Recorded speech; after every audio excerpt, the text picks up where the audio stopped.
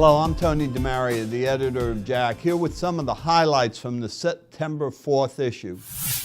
The new procedure of transcatheter aortic valve replacement has captured the imagination of the cardiovascular community. One of the issues that's recently come up is whether differences exist in the outcome from TAVR between the sexes.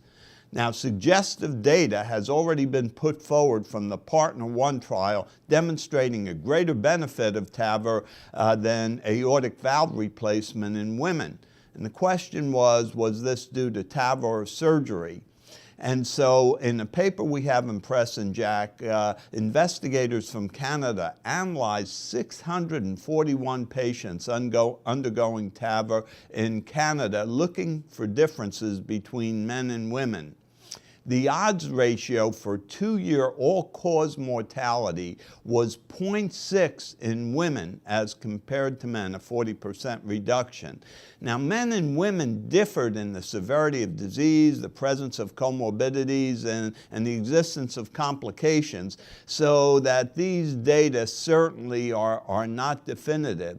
Nevertheless, if you take these data and you combine them with the early demonstration from PARTNER 1, it does appear that TAVR results seem to be even better in women than in men.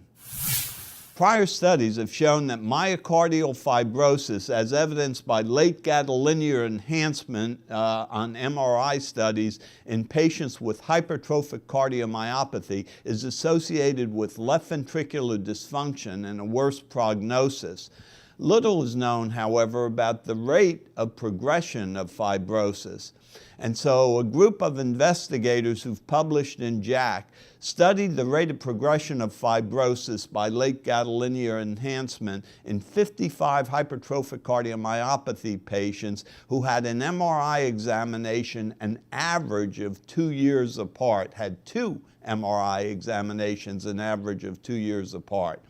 Now, the percentage of patients with late gadolinium enhancement increased dramatically in this 2-year period. The presence of any LGE going from 82% at baseline to 96% of the patients at 2 years, and doubling from 13 to 25 grams of myocardium during that interval.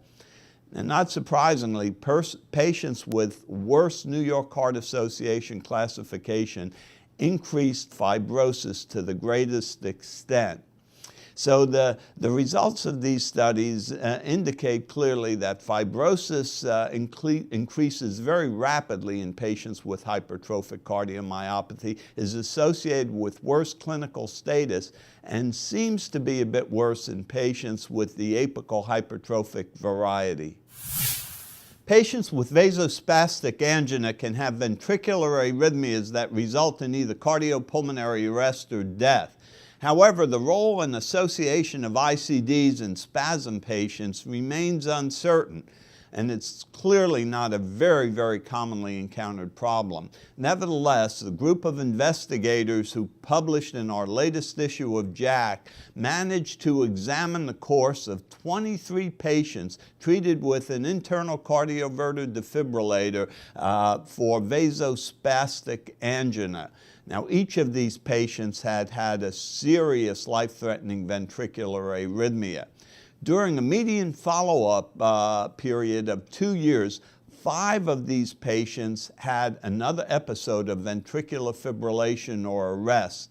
Unfortunately, there were no distinguishing characteristics of these patients who experienced the subsequent event, and so no predictors could be identified. Nevertheless, on the basis of this very interesting group of patients, it's clear that in patients with vasospastic angina who have received ICDs for life-threatening ventricular arrhythmias, one can expect frequent recurrences, and so they should be monitored closely and treated very, very aggressively with appropriate medical therapy. So again, we have our September 4th issue of JACC jam-packed with clinically relevant articles. For Inside JACC, I'm Tony DeMaria.